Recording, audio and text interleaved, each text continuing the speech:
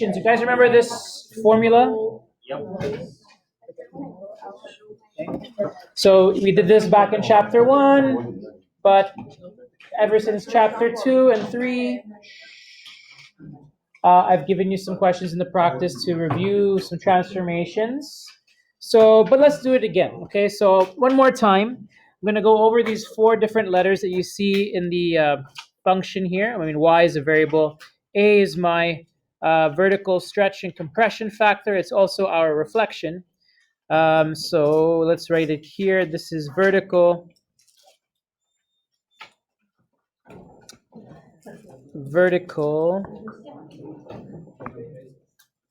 stretch / compression.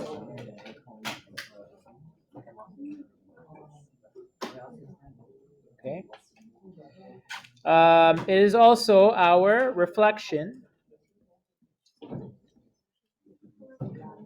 Okay. Reflection if A is negative.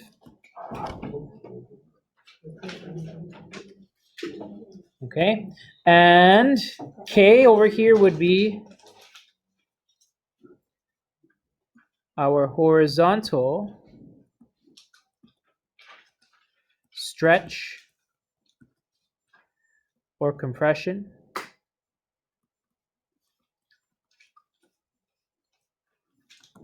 Okay, and then we have, it can also be a reflection.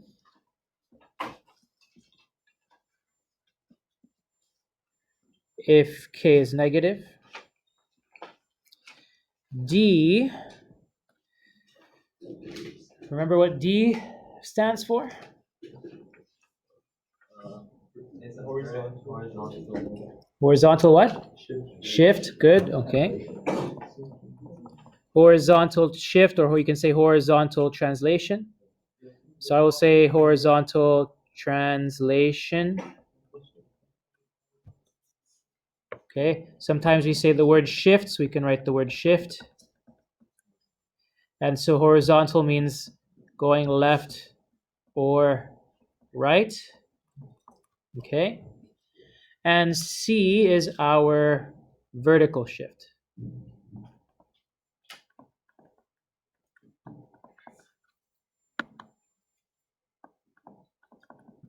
Vertical shift, or you can say translation. Up or down.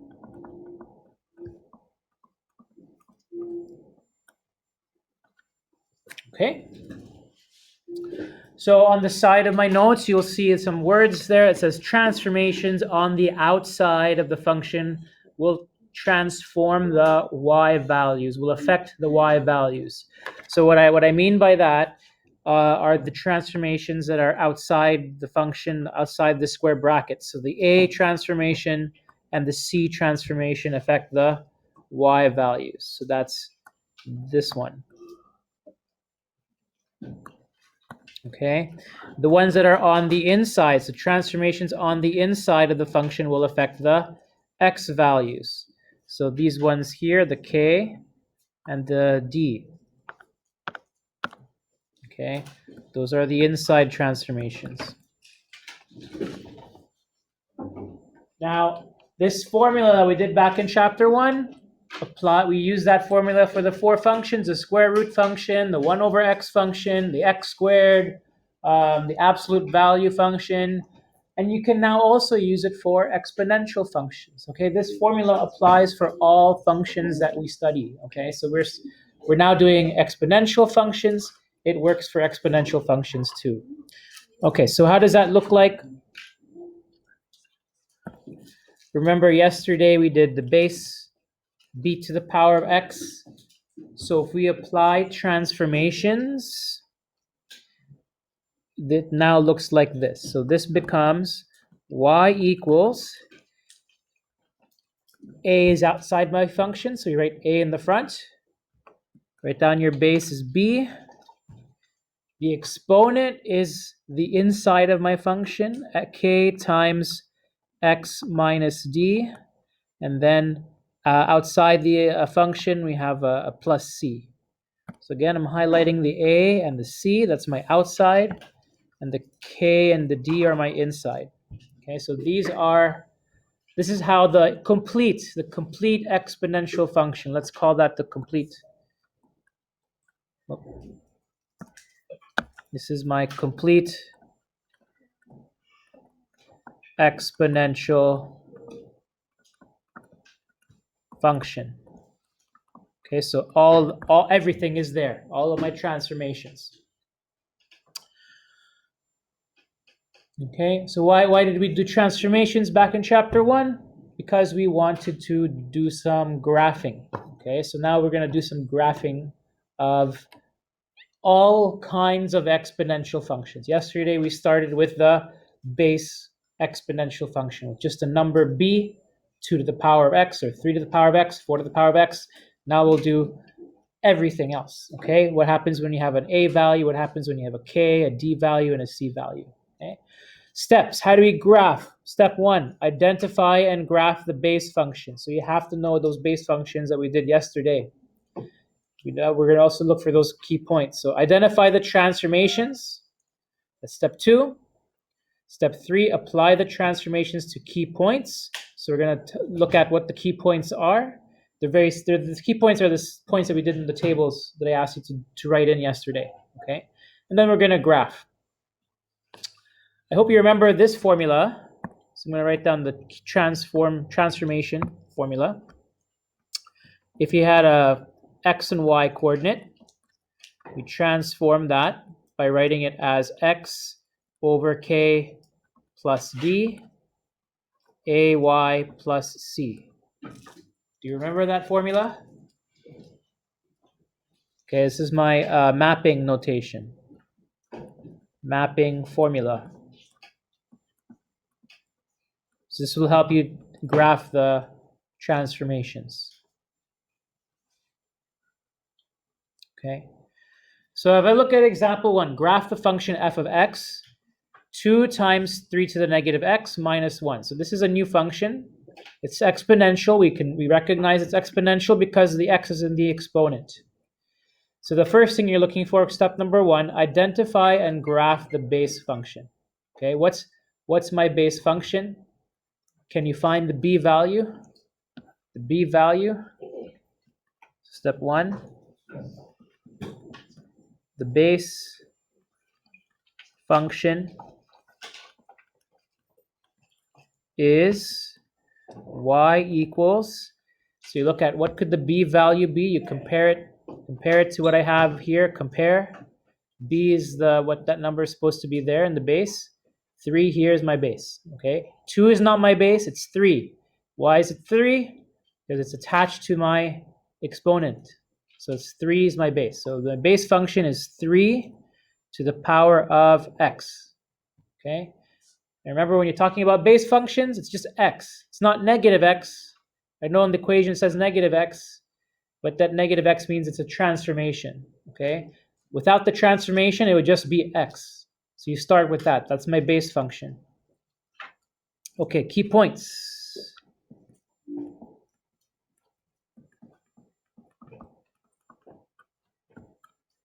Make a table. I'm going to use a ruler.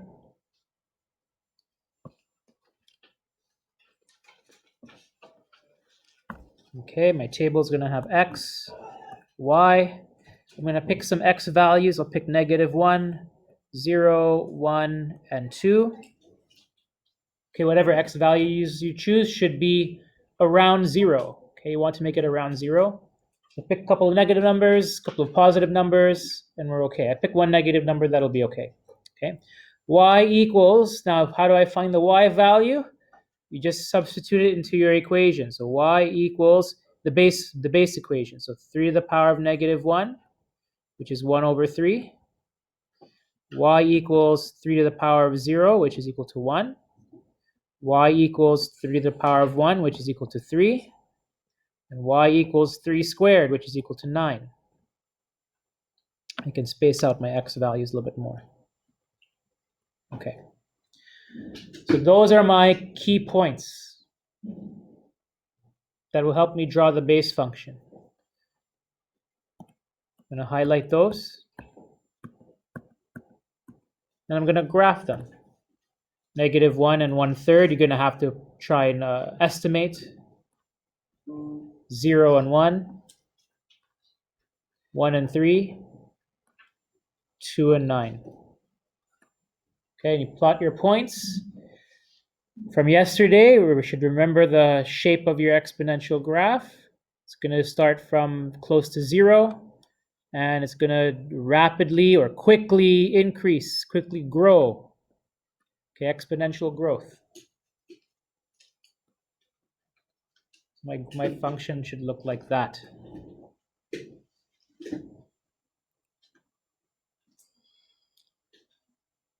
Okay, so that's step 1.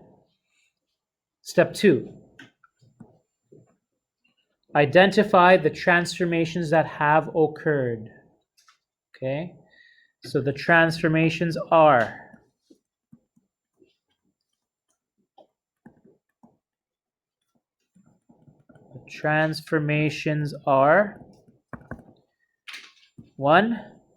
first one, the A value is a vertical stretch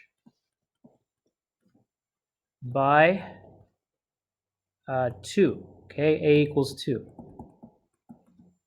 Okay, so if I ask you for the transformations, you have to write them all, write out the transformations. Don't just say A equals 2. You have to tell me it's a vertical stretch by 2. Okay, that's from the A value. The next value is let's look at the exponent. There's a negative in front of the x, so it's the negative 1. That means we have a horizontal reflection in the y-axis. Okay. And then if we look at the number at the end, my c value is -1. That is my vertical shift. So we can say here vertical shift. If it's negative, it's going to be down 1 unit. I'll write here c equals -1. Okay, so vertical shift down 1 unit, c equals -1. So identify, so step 1, key points of your base graph or your parent graph. Pick some x values close to 0 that are easy to graph, some more positive, at least one negative. Then number 2, write down the transformations. Okay. Step 3, apply your transformations. We can say here, apply the mapping formula. Okay, so I'm going to draw another table.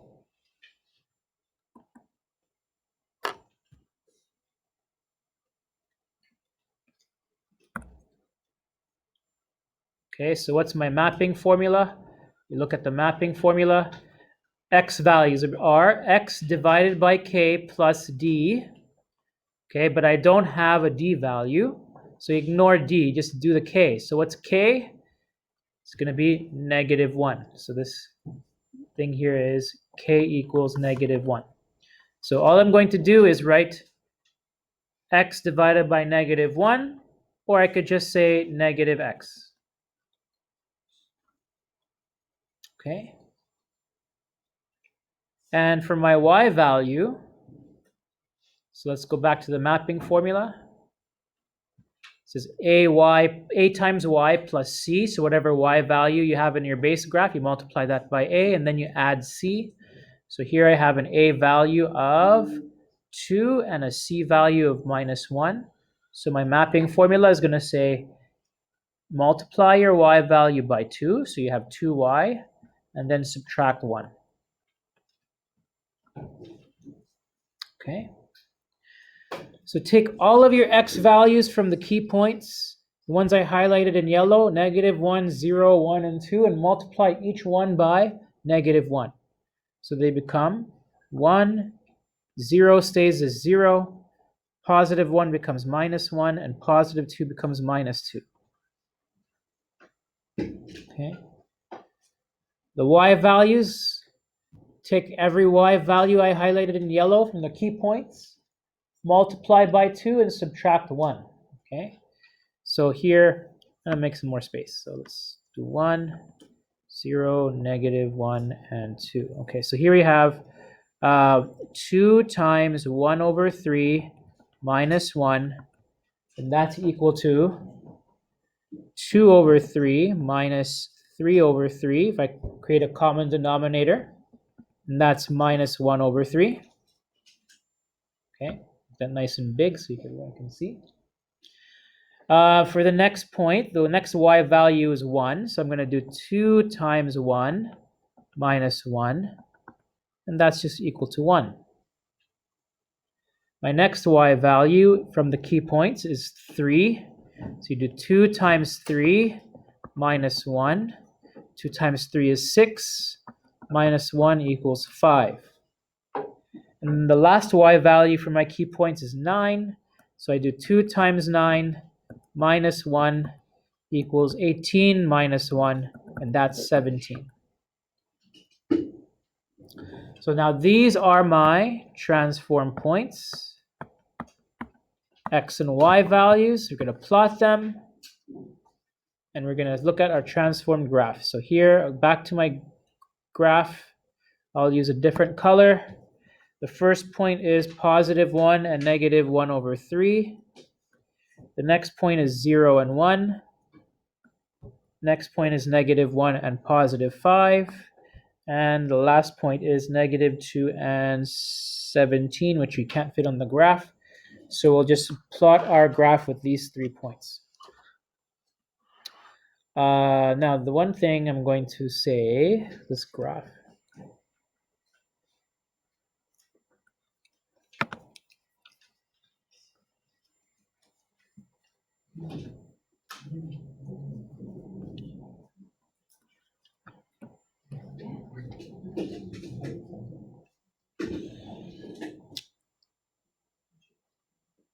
Okay.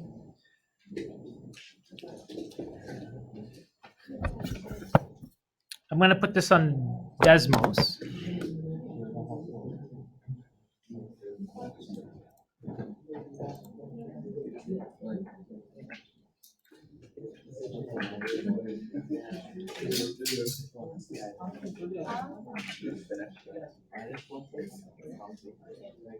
Okay, so have a look at my Desmos here.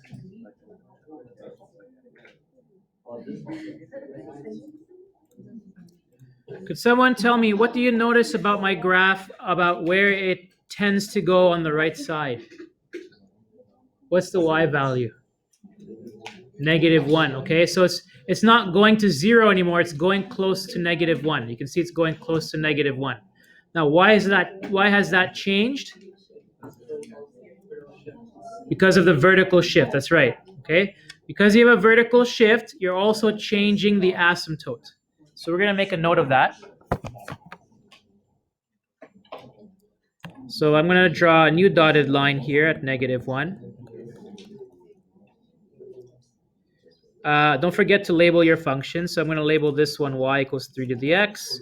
And the red one is y equals 2 times 3 to the negative x minus 1. And I'm going to write a little note down here saying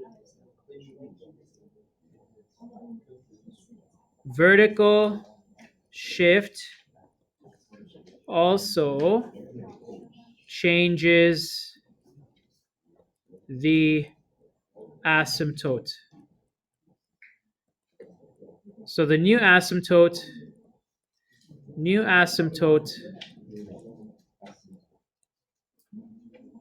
is y equals negative 1.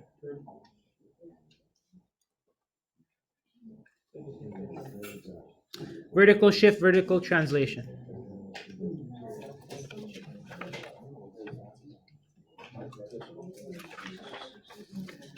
Okay, we're not done yet. We're going to do 2 more.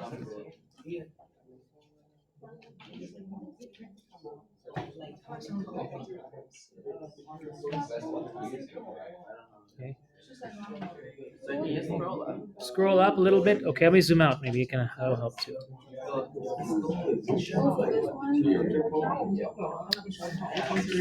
Any questions so far?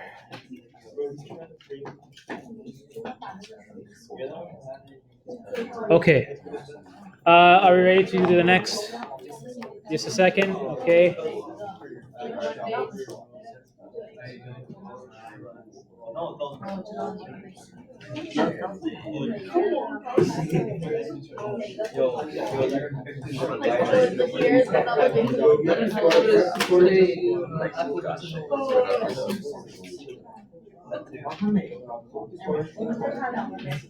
Have a look at the next function. Could someone tell me what the base function is? Let's do number one. Step one. What's the base function for the next graph? Sebastian. 1/2x. 1/2 to the power of x. Okay.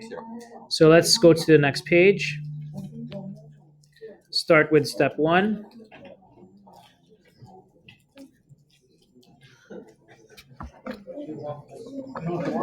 The base function is y equals 1/2 to the power of x. Okay, so you have to ignore that minus sign. You have to ignore the divide by 3 and the exponent. It's just the base, whatever the number for your base is, the b value, and the exponent x. Okay. Key points on the base function. So you're going to have to, every time you do this, you have to create new key points.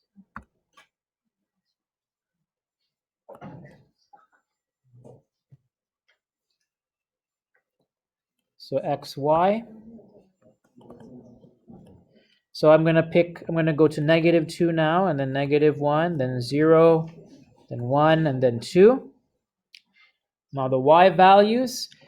Now this time, I already showed the work on the last question, so this time I'm just going to write down the y values. If you take a calculator, or you can do this mental arithmetic if you can, but if you're not, use a calculator. 1/2 to the power of -2 is just, think of like, oh, well, the reciprocal is 2/1, and make it a positive exponent, so the answer would be 4. 1/2 to the -1 would be 2. Anything to the power of 0 is always 1. And then you know the pattern, 4, 2, 1, and then you take, you're going half each time. So half of 1 is just 1/2, and then half of a half is 1/4. Okay, so those are my key points. Plot them on your graph, draw the base function. So here I'm going to plot -2 and +4, -1 and +2, 0 and 1, 1.5, and 2 and 1/4, which you just draw the best that you can. And then connect your points with a smooth curve. And this time, because the base is less than 1, my graph is decreasing. So this is y equals 1/2 to the power of x. So that's step one. Step two, the transformations.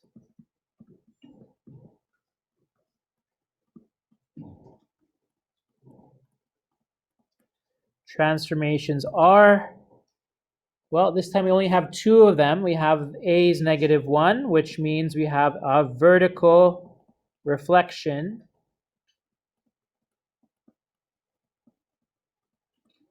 on the x-axis, not the y-axis, it's the x-axis. And the other value we have is the k value. Okay, so this one is be careful with this one. Okay, so what is k? Is it 3 or 1/3? 1/3. K is 1/3. Now, how does that change my description? It's going to be a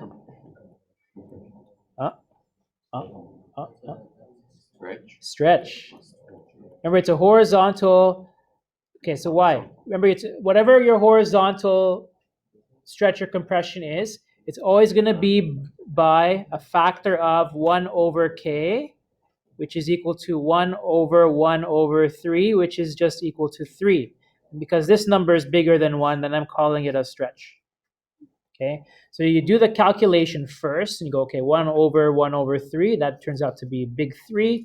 So that big 3 means now I can say it's a stretch. Okay. All right, so let's do step 3. Use my mapping notation.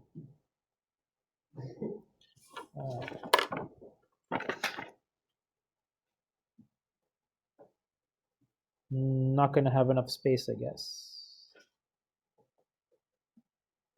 Okay, so my mapping notation is, I'm going to do it on the side here, just so that we have room. I'll do it over here.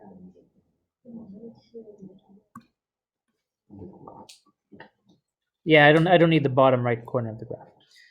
Okay, so the mapping notation is x over k plus d. I don't have a d value, I have a k value.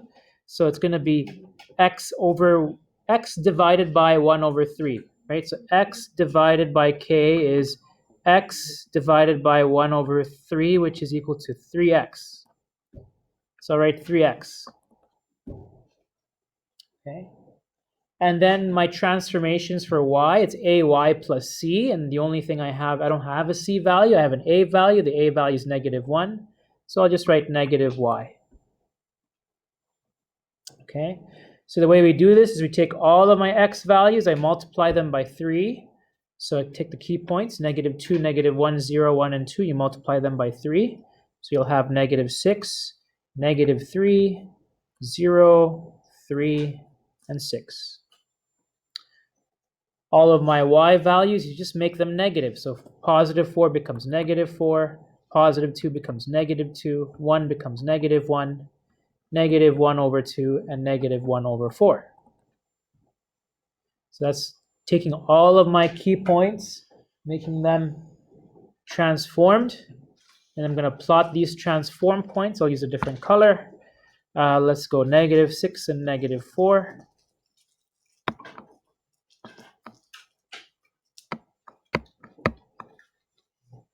Oh, okay. Let's try that again. -6 and -4, -3 and -2, 0 and -1, 3.5, and 6.25.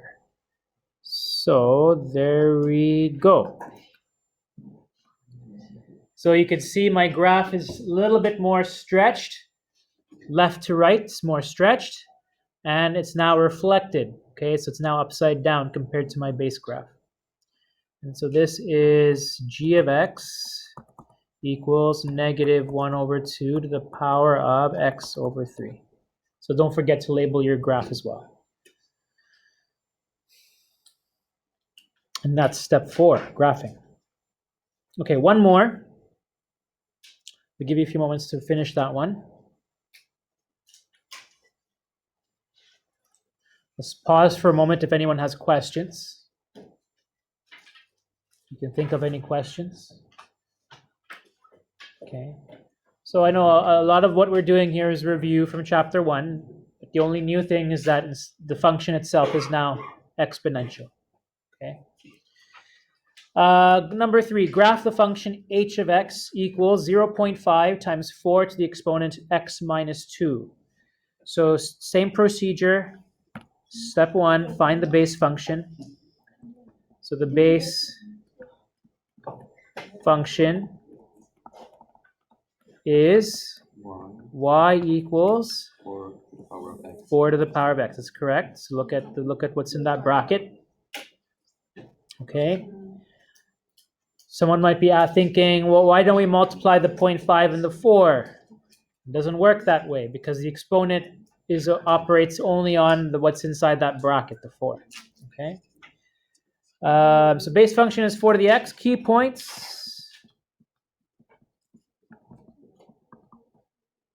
Draw a table. X, y. Y equals 4 to the x. Pick some x values. I'll pick -1, 0, 1, and 2. If you want to always pick the same x values I do, then you can. 4 to the power of x would just be 4 to the power of -1, which is 1 over 4. 4 to the power of 0 is 1. 4 to the power of 1 is 4. And 4 to the power of 2 is 16. Okay. Now, obviously, I can't plot 2 and 16, so I can only plot 3 of these points. because 16 is really, really big. It's growing really, really fast. So here I have negative 1 1/4, 0 and 1, and 1 and 4. And I just have to grow the function really, really fast before it even reaches 2. Okay. And on the left side, like I know I can continue the left side forever. I'm just like, well, it's hard to really draw anything smaller because I am limited with my size, my scale. So I'm okay. I'll just draw the arrow at the end to show it's continuing. Okay. And that's good enough. So that's for y equals 4 to the x. That's step 1. Step 2, the transformations are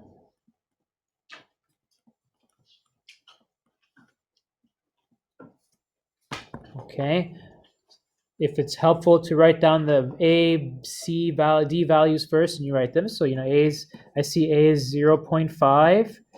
I see 0.5 is a number between 0 and 1. So this time I'm going to have a vertical compression.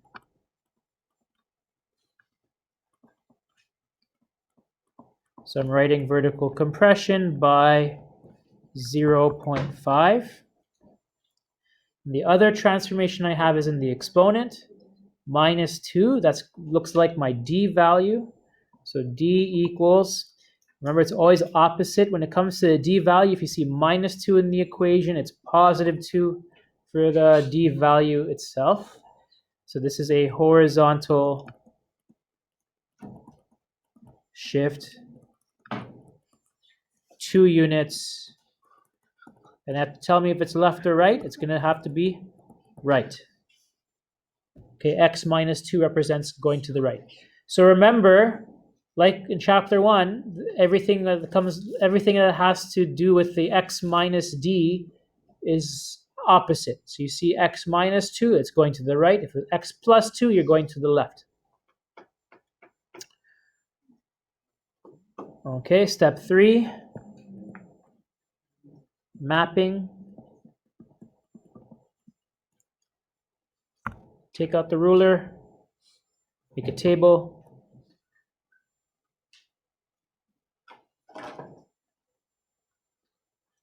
Okay, try and remember the mapping formula.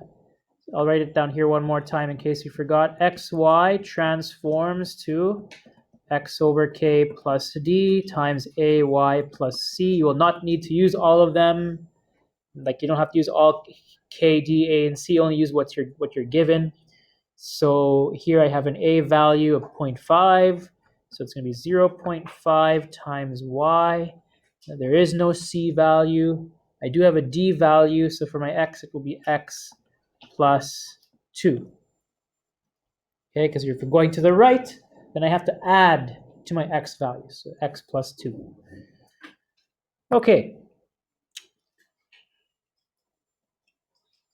Now you can look at your key points. Take every key point on your x, negative 1, 0, 1, and 2. You're going to add 2 to each value. So negative 1 plus 2 is positive 1.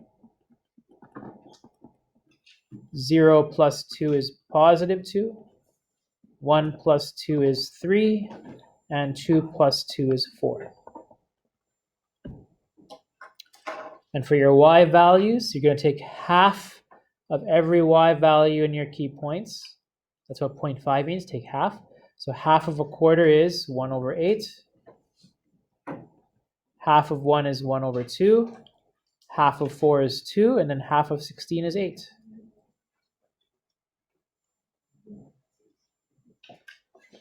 Okay, and then you plot your points.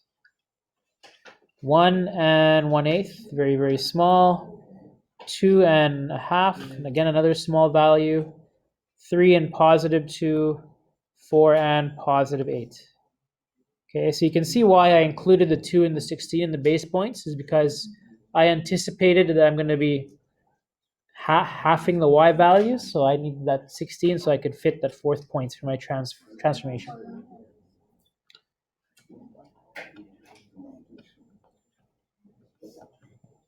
Okay, so there. Let me fix that. There we go. So a little vertical compression and a shift to the right by 2 units, and that's your transform graph. H of x equals 0.5 4 to the power of x minus 2. All right, so that's it for transformation.